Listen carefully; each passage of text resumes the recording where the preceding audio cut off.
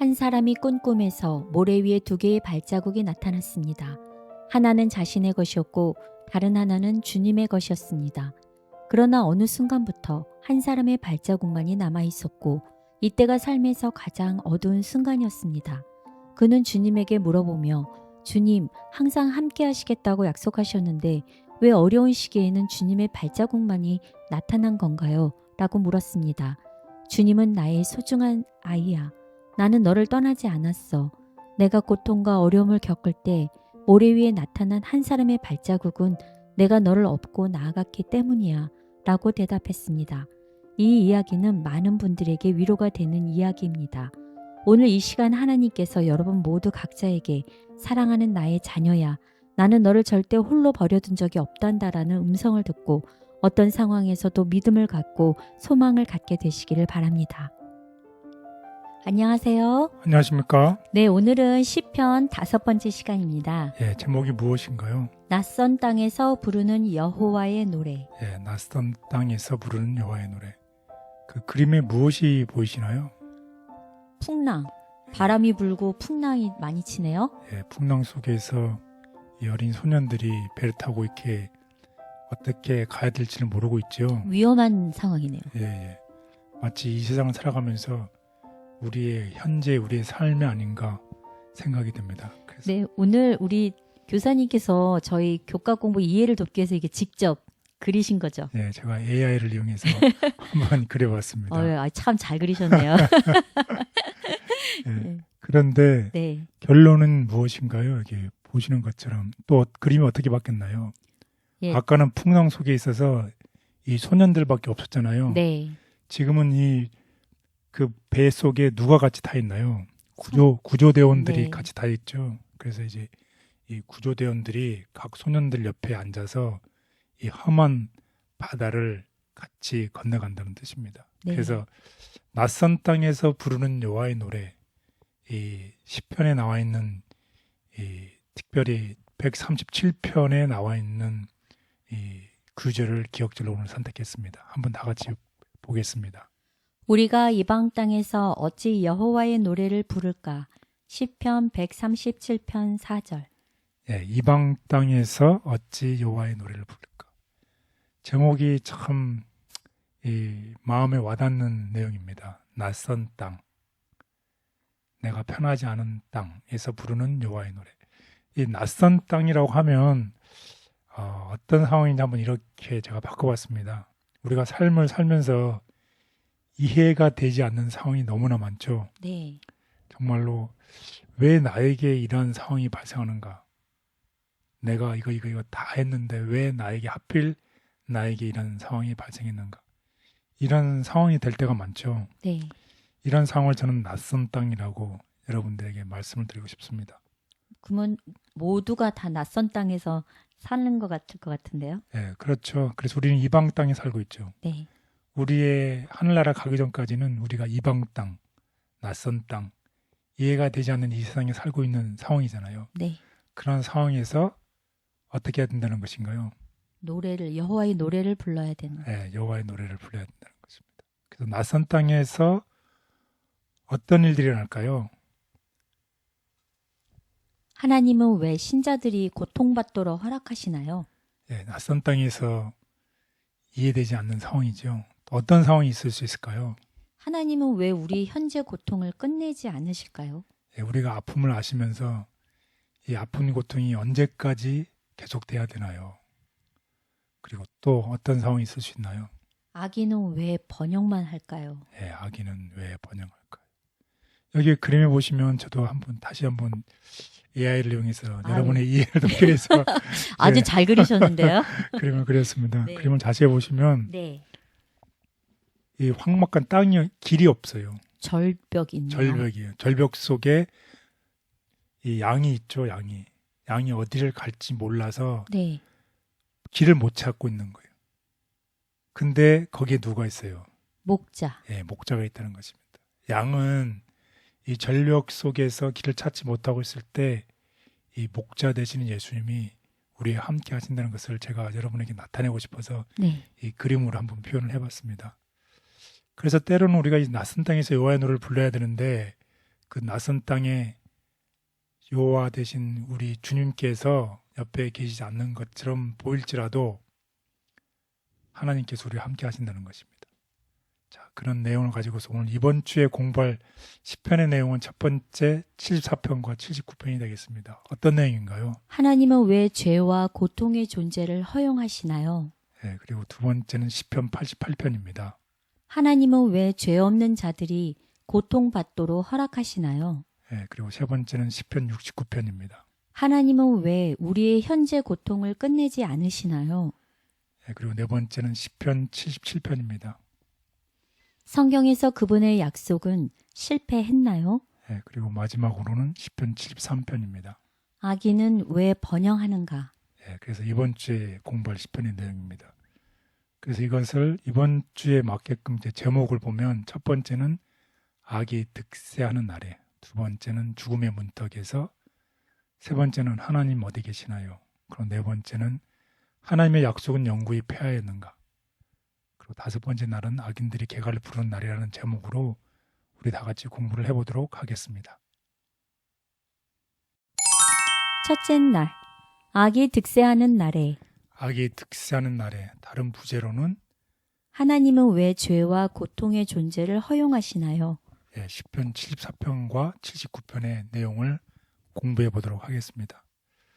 특별히 79편, 74편의 백그라운드를 보면 79편은 바벨론 포르기에 예루살렘이 황폐된 것을 노래하는 슬픈 노래입니다. 특별히 예루살렘이 정말 자랑했던 그 예루살렘이 폐허가 되고 그 거민들이 학살당하는 것을 생생하게 묘사하는 것으로 시작을 해서 끝으로는 찬양의 노래와 영원한 감사의 약속으로 끝을 맺는 게 79편이고 74편은 이제 느부갓네살 왕이 예루살렘을 점령했죠. 그리고 유대인들이 비참한 신세를 이제 묘사를 합니다. 특별히 성전 파괴에 중점을 두고 있습니다. 이스라엘이 이 바벨론의 침략을 당해서 성곽은 무너지고 성전은 회폐되는 비극을 목도한 시인이 하나님께 민족의 구원을 호소하는 시입니다. 혹시 우리의 삶 속에서도 우리가 아주 자랑스럽게 얘기했던 것, 이스라엘 백성들이 예루살렘을 그렇게 자랑스럽게 얘기했잖아요. 네.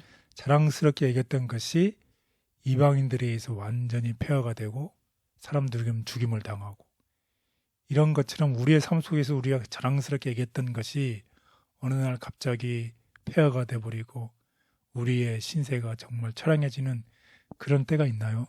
있죠. 그런 때가를 생각하시면 그게 바로 79편, 74편의 내용입니다. 근데 그 애가 중에서도 마지막에는 감사의 약속으로 끝맺게 되네요. 그렇습니다. 어떻게 하면 그렇게 할 수 있는지도 공부를 해보겠습니다. 네. 그래서 이제 한편 79편, 74편을 우리 잠깐 부분적으로 한번 읽어보겠습니다. 시편 79편 10절. 이방 나라들이 어찌하여 그들의 하나님이 어디 있느냐 말하나이까. 주의 종들이 피 흘림에 대한 복수를 우리의 목전에서 이방 나라에게 보여주소서. 시편 74편 22절. 하나님이여 일어나 주의 원통함을 푸시고 우매한 자가 종일 주를 비방하는 것을 기억하소서. 참 정말 답답한 심정이죠. 네. 내가 믿는 하나님이 지금 일어나셔서 나를 위해서 어떻게 해주셨으면 좋겠는데, 그런 심정입니다.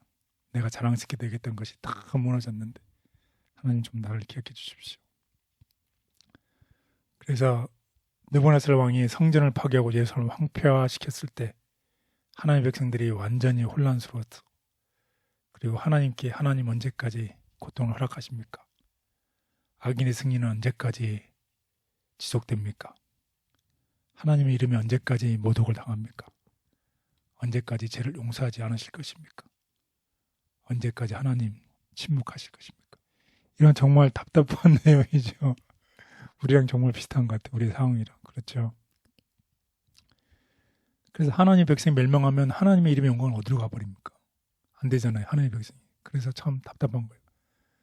그래서 시편 기자가 보는 유일한 해결책은 바로 하나님께서 과거에 인도하셨던 것을 기억하는 것입니다.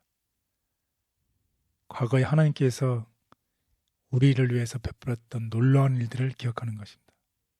그렇게 하셨던 하나님께서 앞으로도 우리의 원수의 백성의 원수를 갚으시고 멸하실 것이다 라고 믿는 것입니다. 제가 결국은 죄 때문이죠. 제가 그들 이기게 했다는 것을 알고 시편 기자는 하나님께 경청하고 언약을 기억하고 죄를 용서하고 고통을 없애고 백성을 대신해 행동해 달라고 간구하는 것입니다. 우리도 하나님의 언약 약속을 기억을 해야 돼요. 우리가 아무리 힘들고 어렵지만 약속을 기억하고 하나님의 프로미스를 기억하고 또 우리의 죄를 용서하고 또 하나님께 간구하는 것입니다.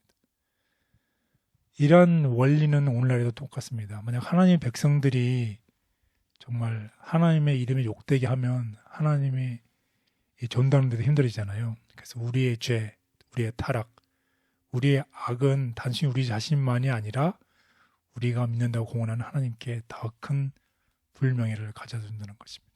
그래서 우리가 잘못된 행동은 우리가 하는 이 증거와 사명에도 해악을 끼칠 뿐만 아니라 그리스도를 믿는다고 하는 사람들이 잘못된 행동으로 인해서 정말 우리 주변에 있는 많은 사람들이 믿음에서 떠나가 버린다는 것입니다.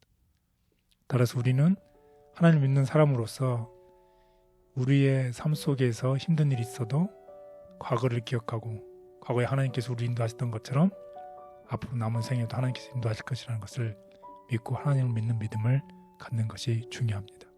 아멘. 이스라엘의 환난은 단순한 위기가 아니라 주님의 언약과 그 이름의 불명예를 가져왔다.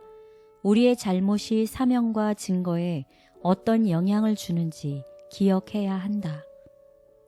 깨트린 언약은 새 언약을 필요하게 함. 그들은 그들이 깨어버린 언약을 통해 하나님의 은총을 바랄 수 없었다. 그러고 나서야 이제 그들은 자신의 죄악과 용서의 필요를 깨닫게 되었고 그들은 아브라함과의 언약에 나타나 있고 희생 제물로 예표된 구주의 필요를 느끼게 되었다. 그리하여 그들은 믿음과 사랑으로 그들을 죄의 속박에서 구원하시는 하나님께 매어 달렸다. 이제 그들은 새 언약의 축복을 바로 평가할 준비가 되어 있었다. 저에게 주신 하나님의 이름의 존귀함과 의미를 생각하게 하시니 감사합니다. 아무리 생각해도 감당할 수 없는 은혜와 특권으로 주의 자녀라 불러주심을 감사합니다. 구하오니 부르심에 걸맞는 성품을 주시고 변화가 있게 도와주옵소서. 예수님의 이름으로 기도합니다. 아멘. 둘째 날, 죽음의 문턱에서. 죽음의 문턱에서 또 다른 부제를 이렇게 붙여봤습니다. 하나님은 왜 죄 없는 자들이 고통받도록 허락하시나요? 시편 88편의 내용입니다. 특별히 이 질병으로 인해서 고통당하는 경우에 참 정말 힘들지요. 하나님께서 왜 고통을 받도록 허락하실까요? 라는 제목으로 시편 88편을 공부해 보겠습니다. 시편 88편은 정말 가장 슬픈 낙심한 사람의 시편으로 일컬어져 왔습니다. 얼마나 슬프고 낙심한지 한번 알아보겠습니다. 특별히 질병과 죽음으로부터 구원을 간구하는 기도입니다. 하나님 자녀들은 질병에서 고통을 당하지 않나요? 누구나 똑같죠. 이 세상에서 고통을 받습니다. 그래서 시편 기자는 특별히 힘이 없고 정말 풀처럼 시들고 먹지도 못하고 죽은 자들과 함께 취급되고 무덤에 죽은 자처럼 누워있고 친구들에게 어떠한 동정도 받지 못하고 고통과 절망에 빠져 있습니다. 그래서 너무 야이워서 뼈가 피부에 달라붙었어요. 한번 우리 잠깐 보실까요? 시편 88편 내용을. 시편 88편 3절에서 5절. 물은 나의 영혼에는 재난이 가득하며 나의 생명은 수월에 가까웠사오니 나는 무덤에 내려가는 자같이 인정되고 힘없는 용사와 같으며 죽은 자 중에 던져진 바 되었으며 죽임을 당하여 무덤에 누운 자 같으니이다. 주께서 그들을 다시 기억하지 아니하시니 그들은 주의 손에서 끊어진 잔이이다. 예, 정말 이런 너무 디프레스되어 있는 정말 절박 속에 있는 이 시편 기자입니다. 그런데 시편 기자가 깨달은 게 있는데 결국 내가 이렇게 힘들지만 고난을 허용하시는 것도 또 하나님이 주시는 구원도 그것이 다 주관하시는 분은 누구라는 것이에요. 하나님이라시는 것이에요. 우리에게 고난을 허용하시지만 그것을 허용하시는 것이 하나님의 주권에 속해야 한다는 거지. 이것을 사실이기는 한데요. 예, 참 믿음으로 받아들이기는 참 어려운 것 어렵죠. 같아요. 예, 그래서 오늘 시편 80편을 공부하는 것입니다. 그게 믿음이지 그게 않을까요? 믿음이죠. 네. 그래서 우리가 역경 가운데 있지만 그 역경이 하나님이 주관하신다는 것을 깨달을 때, 역경 속에 있지만 하나님 우리와 함께 하신다는 것을 깨달을 때에 네. 그 절망 속에서 또 그 긴박함 속에서 무엇을 가져주시다는 것이죠. 소망. 예, 소망의 싹을 가져주시다는 것이에요. 우리가 소망을 가지는 싹을 가질 수 있는 이유는 이런 힘든 가운데서도 하나님이 우리의 인생을 어떻게 하신다? 주관하시다. 예, 주관하신다는 것입니다. 그래서 특별히 그래서 이 시편 88편이 정말 힘든 어려운 사람의 상황이잖아요. 그래서 그리스도의 고난, 그리스도께서 십자가의 고난을 받으셨을 때에 그것을 비추어서 읽어보라는 것입니다. 그래서 우리의 인류를 대신해서 기꺼이 죽음의 문으로 들어갔던 그리스도께서 하나님께서 주관하시는 것을 믿는 거죠. 그래서 십자가에 돌아가신 거죠. 마찬가지입니다. 우리도 그런 믿음을 정말 어려운 상황이지만 고난을 받도록 우리를 비우는 게 아니라 고난을 받는 것도 허용하신다. 그것이 하나님의 주권이다. 이렇게 믿는 것입니다. 그래서 해결책은 오직 하나입니다. 모든 것을 주권하시는 분께 뭐하라? 부르짖으라. 때가 되면 그분께서 행동하실 것이다. 그 계시록에도 그런 일이 있잖아요. 모든 것이 다 지나가리라. 네. 예, 그렇습니다. 그래서 해결책은 다음과 같습니다. 시편 88편 1절에서 2절. 여호와여, 내 구원의 하나님이시여, 내가 밤낮 주 앞에서 부르짖습니다. 나의 기도를 들으시고 내가 부르짖는 소리에 귀를 기울이소서. 예, 그렇습니다. 우리가 힘든 일이 있지만 힘든 속에 그 역경을 허용하시는 분은 하나님이시고 또 우리의 인생을 주관하신 분이 하나님이심을 믿고 우리가 그럼에도 불구하고 내 구원이 하나님께 밤낮 주 앞에 부르짖고 하나님 나의 기도를 들으시고 내가 부르짖는 소리에 귀를 기울이소서. 쉬지 않고 기도하는 우리 모두가 되기를 바라겠습니다. 아멘. 시편 기자는 고난 중에도 치유보다 용서가 먼저 필요한 것을 알았다. 그것이 그분의 주권 가운데 온 것이면 은혜 또한 주실 것을 믿고 주께 간절히 기도했다. 죄는 고난을, 순종은 치유를 가져옴. 그리스도의 시련과 고난은 인간에게 하나님의 율법을 범하는 인간의 죄가 얼마나 크다는 것을 느낄 수 있게 하고 인간으로 그 율법에 대하여 회개하게 하며 순종하게 하고 또한 그 순종을 통해서 하나님의 간합하심을 받게 한다. 주님께서는 당신의 의를 인간에게 전가하여 하나님께서 인정하시는 도덕적인 수준으로 향상시키심으로 거룩한 율법을 지키려는 인간의 노력이 간합되게 하셨다.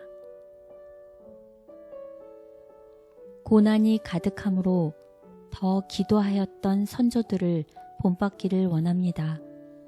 고난의 시간이 힘겼지만 이 또한 주께서 역사하시는 계기가 되게 하여 주옵소서. 모난 성품, 이기적인 마음을 버리게 도와주시고 주의 은혜를 의지하고 감사하게 하옵소서. 예수님의 이름으로 기도드렸습니다. 아멘. 셋째 날, 하나님 어디에 계시나요? 예, 하나님 어디 계시나요? 또 부제로는 이렇게 붙여봤습니다. 하나님은 왜 우리의 현재 고통을 끝내지 않으시나요? 예, 우리가 고통을 당하는데 왜 하나님 이 고통을 언제까지 겪어야 됩니까? 시편 69편에 있는 내용입니다. 이 그림에 보시면 무엇이 보이시나요? 양과 목자. 예, 이 절벽이 있죠. 네. 이 절벽 사이에 길이 없어요. 그래서 목자가 양이 어디를 가고 싶어도 길이 없으니까 갈 수 없죠. 네. 이때에 우리의 절망적인 이제 부르짖음이죠. 하나님 어디 계시나요? 근데 거기 보면 누가 있어요? 목자. 예, 목자가 옆에 있다는 겁니다. 제가 이런 내용을 전하고 싶어서 AI를 네. 통해서 네. 그림을 한번 그려봤습니다. 우리가 하나님 어디 계시나요? 라는 이런 내용인데 우리에게 참 공감이 가는 내용이죠. 아마도 저희 시청자님들도 이런 기도의 제목을 가지신 분이 있지 않으실까 싶어요. 네, 그렇습니다. 위로가 좀 많이 됐으면 좋겠네요. 네. 오늘 이 시간. 네, 하나님의 종들이 고난에 무관심한 것처럼 하나님이 보일 때 시편 기자는 더 큰 괴로움이죠. 우리의 생각이 내가 이렇게 괴로운데 하나님 아실까? 근데 하나님이 정말 무관심하신다라고 생각할 때는 그 생각이 네. 더 괴롭다는 것이에요. 우리 교사님도 그런 경험이 있으신가요? 예, 그렇죠. 생각을 빨리 바꿔야죠. 그래서 그럴 때는 예. 예. 생각을 바꿔야죠. 하나님이 없는 것처럼 보일 때 시편 기자가 메마른 땅에 극심한 갈증과 죽음의 고통을 느낀다는 것입니다. 그래서 이 시편 기자가 하나님으로부터 멀리 떨어져 있다고 느끼며 자신을 외로운 새에 비유를 합니다. 그래서 어떻게 얘기를 하나요? 나는 광야의 올빼미 같고 황폐한 곳에 부엉이 같이 되었사오며 내가 밤을 새우니 지붕 위에 외로운 참새 같으니이다. 정말 누가 생각해도 참 처량하죠. 네, 광야에서는 올빼미 같고 황폐한 곳에서는 부엉이 같이 되게 하고 또 밤을 새우는데 지붕 위에 그냥 외로운 참새 같으니이다. 예, 이렇게 느껴본 적이 우리 삶 속에 있지요. 이럴 때에 하나님이 존재하지 않을 것처럼 보일 때 우리는 어떻게 반응해야 될까요? 시편 69편의 내용을 정리해 보겠습니다. 첫 번째, 이런 상황에는 어떻게 아까 우리가 했던 것처럼 침묵하지 않고 계속 기도. 계속 기도합니다. 그리고 두 번째는 자신을 돌아본다. 자신을 돌아보는 것입니다. 그리고 나서 세 번째는 하나님에 대한 사랑을 선언한다. 하나님에 대한 사랑을 확신하는 것입니다. 그리고 마지막 네 번째는 하나님이 영원히 침묵하지 않으실 것을 확신한다. 이런 단계를 거치라는 것입니다. 내가 계속 기도하면서 내 자신을 돌아보면서 하나님의 사랑을 나를 사랑하신다. 그리고 하나님께서 영원히 침묵하지 않으실 것이다. 때가 되면 하나님께서 일을 이루실 것이다 라고 믿는 것입니다. 근데 제가 네 가지 단계로 읽기만 해도 이렇게 희망이 보이고 용기가 좀 생기는 것 같네요. 그렇습니다. 그래서 시편 특별히 마지막 부분은 우리에게 용기를 줍니다. 우리 다 같이 용기를 얻기 위해서 우리 한번 읽어보겠습니다. 시편 69편 32절에서 36절. 가난한 자가 이것을 보고 기뻐하리라. 하나님을 찾는 자들아, 용기를 가져라. 여호와는 가난한 자들의 부르짖음을 들으시고 갇혀있는 자기 백성을 멸시하지 않으신다. 하늘과 땅이여, 하나님을 찬양하라.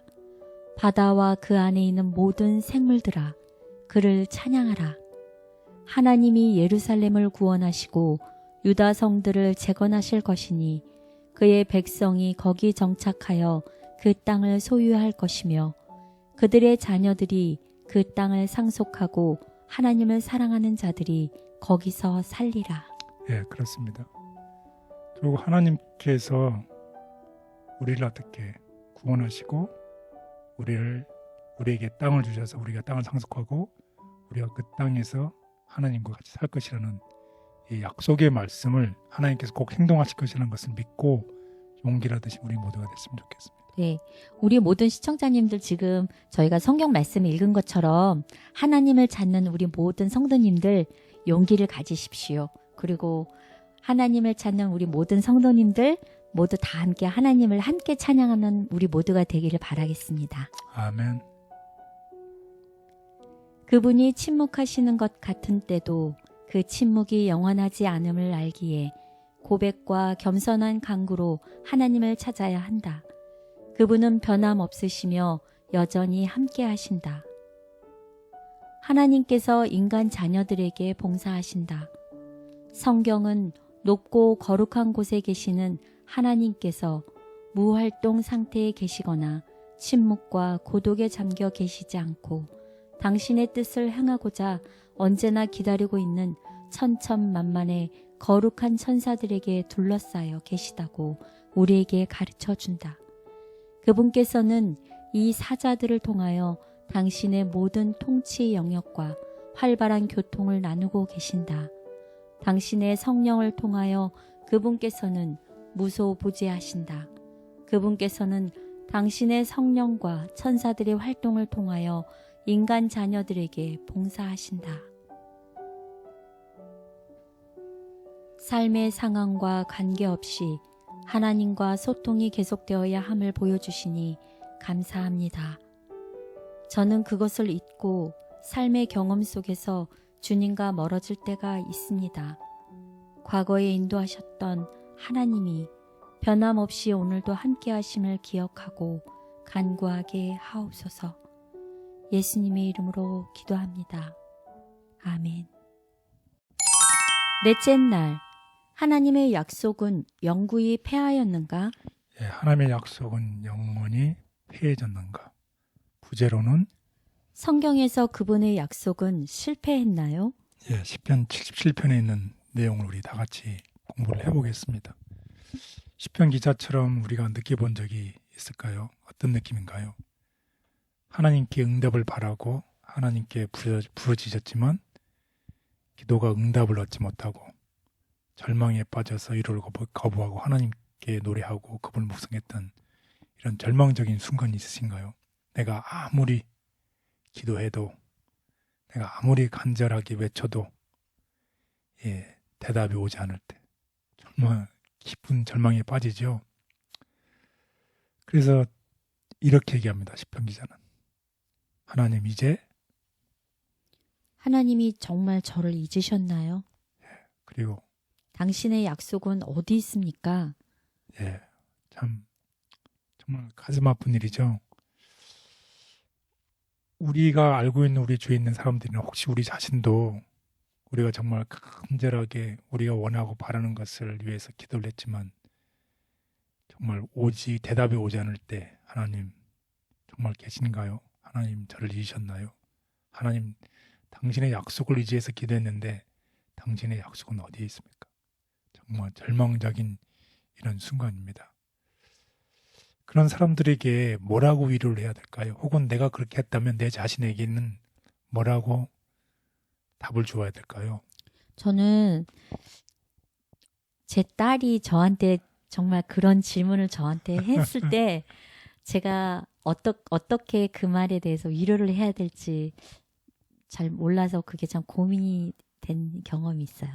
예, 그렇습니다. 참 우리 주변에 있는 우리의 사랑하는 사람들이 우리에게 다가와서 그런 질문했을 때 과연 우리는 어떻게 그런 사람들을 위로할 수 있을까요? 또 이렇게 대답하는 게 정말 그 사람들에게 위로가 될 수 있을까요? 그래서 우리 한번 다 같이 한번 그 답을 찾아보겠습니다. 네, 답을 오늘 알려주시면 제가 그렇게 잘 전달을 하도록 하겠습니다. 네, 답은 어디에 있다? 과거에 있습니다. 예, 과거에 있습니다. 무슨 뜻인가요? 잠을 못 이루는 길고 긴 밤을 지나면서 시편 기자는 무엇을 생각할까요? 주님의 과거의 구원의 행적을 생각하는 것입니다. 우리의 삶 속에서 우리의 지나가는 인생의 삶을 되돌아보면 항상 우리를 이 메마르고 가파른 길로만 인도하셨나요? 아니면 우리의 삶 속을 돌아보면 하나님께서 우리를 정말 행복하고 즐거운 시간들로 인도한 적도 있나요? 네, 행복한 순간을 주신 적도 있으시죠. 그래서 그 순간을 기억하는 것입니다. 하나님께서 내가 그 어려운 순간이었지만 지나고 보면 그 순간 속에서 나를 인도하셨던 하나님의 구원의 행적을 마음속에 되새기는 것입니다. 그런 하나님께서 어떻게 하실 것이다. 나를 인도하실 것이다. 그래서 시편 기자는 이 열방 앞에서 이제 기적을 행하신 것을 기억합니다. 어떤 기적이 있었나요? 바다에 길을 내시고 모세와 아론의 손으로 백성을 인도하신, 애굽을 가르셨다는 이야기, 기적적인 이야기죠. 네. 이것은 이스라엘의 과거의 기적적인 이야기지만 우리의 인생사 속에서도 기적처럼 우리를 인도하셨다는 게 있는지 여러분 생각해 보시고 또 내가 생각해 보고 그 길 속에서 하나님께서 정말 나를 어떻게 인도하셨는지를 생각해 보는 것이 우리의 인생을, 이 어려운 순간을 지나가는 데 도움이 된다는 것입니다. 그래서 시편의 77편에 보면 이런 구절이 있어요. 어떤 구절이죠? 주의 발자취가 알려지지 않았나이다. 이게 무슨 뜻인가요? 하나님께서 우리를 위해서 행하시는 모든 발자취가 우리에게 completely 100% 알려지지 않았다는 것입니다. 다시 얘기하면 하나님께서는 우리를 위해서 행동을 하시지만 우리를 위해서 항상 우리를 위해서 일을 하시지만 때로는 자신을 나타내시기도 하시면서 때로는 숨기시도 하신다는 것이에요. 그래서 우리는 하나님의 하시는 모든 일들을 완벽하게 이해할 수 없다는 것입니다. 그래서 하나님을 발견하고 심의하며 주권적인 이 하나님의 역사를 우리가 알기도 하고 깨닫지도 못하지만 그것을 찬양한다는 것입니다. 그래서 공개적으로 하나님은 드러나서 우리를 행동하시든지 안아서 숨겨 있든지 하나님은 어떻게 하신다? 우리를 위해서 행동하고 계십니다. 우리를 행동하신다는 것입니다. 그것이 시편 기자가 얘기하는 주의 발자취가 알려지지 않았나이다. 우리의 삶 속에서 하나님은 우리를 위해서 항상 일을 하고 계신데 우리는 우리의 빅픽처를 보지 못하는 거예요. 우리의 삶 속에서 빅픽처를 보지 못하고 그 바닷가 위를 걸은 그 모래 위의 발자국이라는 시 아시죠? 네. 그 어려운 순간 가운데는 발자국이 하나밖에 없었잖아요. 네. 그때의 그 저자는 어떻게 생각했나요? 그 왜- 어렵고 힘든 시간에 왜 저 혼자만 내버려 두셨냐고. 그게 우리의 삶 속에서 우리가 바라보는 이제 앞을 봐지 큰 그림을 보지 못하는 것이죠. 그런데 예수님께서 뭐라고 대답하셨나요? 내가 업고 있었다고. 업고 있었다는 것이죠. 그래서 그런 순간에 하나님께서 우리를 업고 지나가시는 그것이 우리의 눈에는 숨겨져 있었던 것이죠. 그런 것처럼 항상 하나님이 우리를 위해서 행동하시지만 우리는 때로 그것을 깨닫지 못한다는 것이죠. 하지만 하나님께서는 우리를 위해서 행동하시는 것입니다. 그래서 우리는 어떻게 하자? 하나님을 신뢰하자는 것입니다. 아멘. 우리의 삶 속에서 기적적으로 일어나지 않더라도 하나님께서 우리를 위해서 일어나신다는 것을 믿고 또 늘 하나님께서 우리를 위해서 우리에게 가장 좋은 길을 주신다는 것을 그걸 믿음으로 받아들이고 과거에서 생겼던 우리를 위해서 인도하시던 하나님을 기억하고 앞으로도 하나님을 신뢰하고 지금도 신뢰하는 우리 모두가 되기를 바라겠습니다. 지난 은혜의 경험과 오늘 고난의 차이가 괴롭게 하지만 하나님은 변하지 않았다. 상황은 그대로지만 그가 신실하심을 알기에 여전히 그분을 신뢰할 수 있다. 우리의 부르짖음에 귀를 기울이시겠다는 보증을 주심. 그의 은총을 받을 아무 자격도 없지만 그분은 친히 우리의 입술에 주의 이름을 위하여 우리를 미워하지 마옵소서. 주의 영광의 위를 욕되게 마옵소서. 우리와 세우신 주의 언약을 기억하시고 패하지 마옵소서. 라는 가장 귀한 기도를 넣어주셨다. 우리가 그분에게 나아가 우리의 죄와 무가치함을 자복할 때에 그는 우리의 부르짖음에 귀를 기울이시겠다는 보증을 주셨다. 당신의 보좌의 명예를 걸고 당신이 우리에게 하신 말씀을 성취시켜 주시겠다고 약속하셨다. 고난이 심함으로 하나님께서 어디에 계신가 묻고 있는 하나님의 종들에게 성령님을 보내어 주시고 그 마음을 위로해 주시옵소서. 우리의 눈물을 닦아주시고 길을 보여주시며 도와주셔서 소망으로 다시 일어서도록 힘을 더해 주시옵소서. 예수님의 이름으로 기도드렸습니다. 아멘. 다섯째 날, 악인들이 개가를 부르는 날에. 악인들이 개가를 부르는 날에. 다른 부제는 악인은 왜 번영하는가? 악인들은 왜 번영하는가? 시편 73편에 있는 내용입니다. 너무나 많이 우리도 이런 생각을 많이 해보죠. 네. 왜 하나님 믿지 않는 사람들은 번영하는가? 네. 왜 하나님을 믿는 사람들은 어려움을 당하는가? 악인은 왜 번영할까요? 많은 악인은 하나님을 떠나도 형통하고 고통도 받지 않지만 하나님을 섬기는 사람은 고통과 고난을 당한다. 참 너무나 우리에게 정말 공감을 일으키는 내용입니다.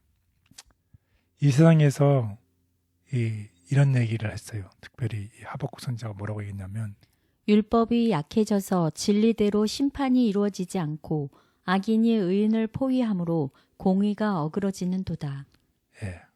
이런 걸 너무 많이 느끼죠. 우리도. 공의가 이 세상에 제대로 이루어지지 않는다. 이런 이유는 현재 이 세상의 제약에 우리가 초점을 맞추고 있기 때문입니다. 시편 기자는 세상의 제약에만 초점을 맞추고 있을 때 하나님께서 주권자가 되시는 이 세상을 다스린다는 큰 그림을 볼 수가 없었기 때문에 이런 생각을 할 수밖에 없었던 것입니다.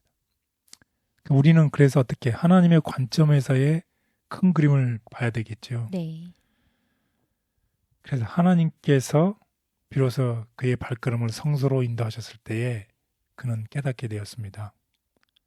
그래서 악인의 번영을 이제 진정한 다른 하나님의 관점에서 보아야 되는데 우리는 오늘이 아니라 어떻게 언젠가 마지막을 보아야 된다는 것입니다. 하나님의 그때 악인들이 하나님을 심판을 받게 되는 그날 그때에 악인들은 더 이상 어떻게 존재하지 않게 되고 의인을 위해서 예비된 행복한 영원한 행복을 영생을 잊어버리게 된다는 것이죠. 그래서 하나님의 관점에서 우리가 지금까지 쭉 공부해 왔지만 오늘 당장 일이 이루어지지 않더라도 하나님의 그때 마지막 때 올바른 때 그때를 바라본다는 것입니다. 그래서 여러분들이 참으로 힘들 때에 이 시편 73편 1절에 있는 그 내용을 꼭 기억하시면 좋겠어요. 한번 보겠습니다. 참으로 하나님은 이스라엘에 선을 베푸시며 그 중에서도 마음이 깨끗한 자에게 선을 베푸시는구나. 예, 그렇습니다.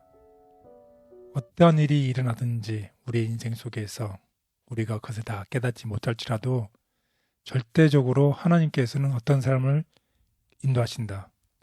마음이 깨끗한 자에게 선을 베푸신다는 것입니다. 결국 하나님께서 의인들을 가장 좋은 길로 인도하신다는 시편 73편 1절에 있는 내용입니다. 그래서 시편 기자는 하나님의 주권적 통치 장소인 성소로 인도되어서야 바로 그것을 깨닫게 된 것입니다.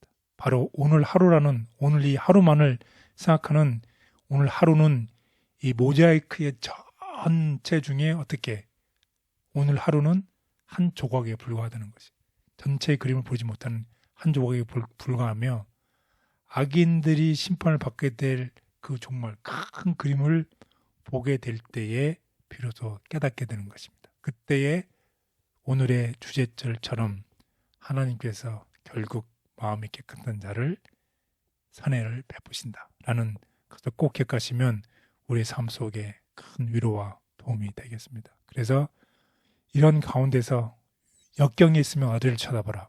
하늘. 예, 하늘을 쳐다보는 우리 모두가 되시기를 바라겠습니다. 아멘. 역경 중에 위를 쳐다보라. 그대의 모든 힘을 다하여 역경 중에 위를 쳐다보고 밑을 내려다보지 말라. 그리하면 그대는 결코 도중에 약해지지 않을 것이다. 그대는 구름 뒤에서 그대를 도와주기 위하여 손을 뻗고 계시는 예수님을 머지않아 보게 될 것이다. 그리고 단순한 믿음으로 그대의 손을 그분께 내어드림으로 그분께서 그대를 이끌게 하는 것만이 그대가 해야 할 모든 일이다. 그대가 신뢰하게 될 때 그대는 예수를 믿는 믿음을 통하여 희망이 가득 차게 될 것이다. 세상에서 악인들이 득세하는 것처럼 보이지만 만물의 실상은 인간의 논리가 아닌 영적인 통찰력으로 종말까지를 살펴볼 때에 바르게 파악할 수 있다. 악인의 길이 형통한 것처럼 보일지라도 때때로 악인들의 길이 형통한 것처럼 보인다. 그러나 한 시간이나 한 순간이라도 하나님을 잊어버리는 자들은 위험한 길에 놓인다. 그들은 그 위험을 깨닫지 못할 수도 있다.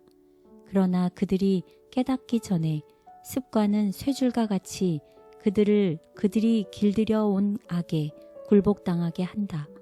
하나님은 그들의 길을 멸하신다. 그러므로 그분의 축복이 그들에게 임하지 않을 것이다.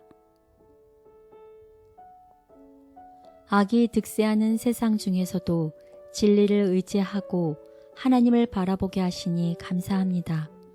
혹여나 악한 세력의 번영함을 부러워하지 않게 하옵시고 고난과 시험 가운데서 건져주셔서 성소에서 주의 영광을 영원히 찬양할 수 있게 도와주옵소서. 예수님의 이름으로 기도드렸습니다. 아멘.